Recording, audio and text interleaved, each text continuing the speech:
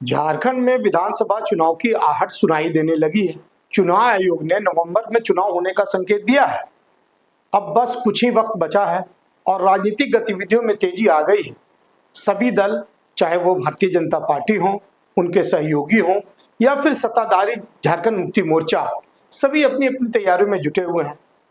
लेकिन इस बीच झारखंड के मुख्यमंत्री हेमंत सोरेन ने प्रधानमंत्री नरेंद्र मोदी को एक चिट्ठी लिखकर राजनीतिक गलियारों में हलचल मचा दी। इस चिट्ठी के जरिए मुख्यमंत्री ने प्रधानमंत्री से राज्य के लिए कुछ बड़ी मांगे की हैं। अब सवाल यह है कि क्या ये मांगे झारखंड की राजनीति के समीकरण को बदल देगी? क्या इससे चुनावी माहौल पर कोई असर पड़ेगा? नमस्कार, मैं परवेज आलम और आप देख रहे हैं the news post for you. आप अंत तक वीडियो जरूर देखें, साथ ही the news post for you को लाइक और सब्सक्राइब जरूर कर लें। बेल आइकॉन को भी दबाना ना भूलें ताकि विधानसभा चुनाव से संबंधित खबरें, विश्लेषण और इंटरव्यू आप तुरंत देख सकें। सीएम हेमंत सोरेन ने पीएम नरेंद्र मोदी से क्या मांग कर दी है, आइए इसी पर नजर डालते हैं। झारखंड के मुख्यमंत्री हेमंत सोरेन ने एक बार फिर प्रधानमंत्री नरेंद्र मोदी को पत्र लिखा है। क्या केंद्र सरकार इस पत्र के बाद अपनी चुप्पी तोड़ेगी?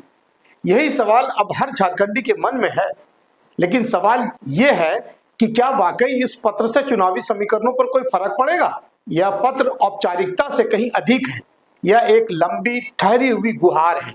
हेमंत सोरेन ने अपने पत्र में एक ऐसे मुद्दे को उठाया है जिसे सुनते सुनते राज्य की जमीनें सूख गई हैं। क्या 2 अक्टूबर को झारखंड के दौरे पर आने वाले प्रधानमंत्री नरेंद्र मोदी इस बार झारखंड के बकाया राशि के भुगतान की सौगात लेकर आएंगे या फिर से वही लॉलीपॉप देकर लौट जाएंगे? केंद्र के पास झारखंड का 1,36,042 करोड़ रुपए का बकाया है। झारखंड एक बीमारू राज्य है जो पहले से ही विकास की बाट जो रहा है। उसे यह रकम कब मिलेगी? हेमंत की सरकार ने बॉल केंद्र के पाले में डाल दिया है, पर शायद ही कोई इसका जवाब आएगा। बकाया राशि खनिजों की कीमतों का है, जमीनों का भी है। सीएम ने अपने पत्र में 1,36,000 करोड़ रुपए की मांग की है ताकि वह इस पैसे से झारखंड को विकास के नए आयाम दे सके। क्या यह केवल एक वादा है या इसमें भी कुछ वास्तविकता है? सोचिए, हमारी विकास योजनाएं इन पैसों के बगैर कितनी बाधित हो रही हैं। अंतिम गांव का अंतिम व्यक्ति विकास से वंचित है।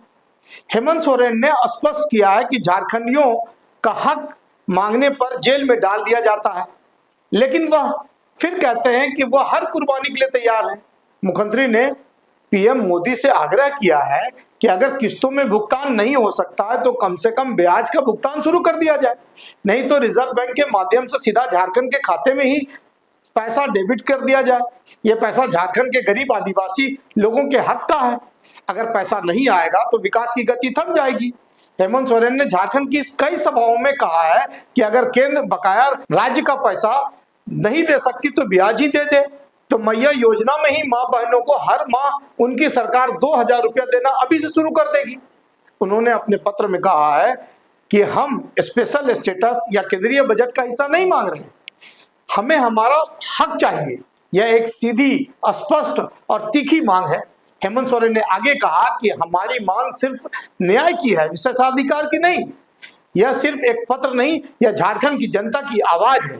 मुख्यमंत्री ने वादा किया कि वह शिक्षा और स्वास्थ्य सेवाओं में सुधार करेंगे, पर्यावरण और आदिवासी हितों की रक्षा करेंगे और युवाओं को रोजगार आयाम पैदा करेंगे। आखिर में सोरेन ने यह भी लिखा है, झारखंड की धरती से आने वाले हर व्यक्ति का यह कर्तव्य है वे राज्य की हित की रक्षा करें। अब देखना है कि क्या केंद्र सरकार उनकी आवाज सुनती है या फिर अपनी चुप्पी बनाए रखती है। हेमंत सोरेन की यह गुहार सिर्फ झारखंड नहीं बल्कि देश के अन्य राज्यों के लिए भी एक उदाहरण है कि अधिकारों की लड़ाई के लिए कभी वक्त खत्म नहीं होता। अब देखना है कि केंद्र सरकार क्या करती है। क्या वह इस मांग को मान लेती है या फिर चुप्पी साधे रखती है। हेमंत सोरेन की यह चिट्ठी अब केवल एक दस्तावेज नहीं बल्कि चुनावी जंग का मुद्दा बन गई है।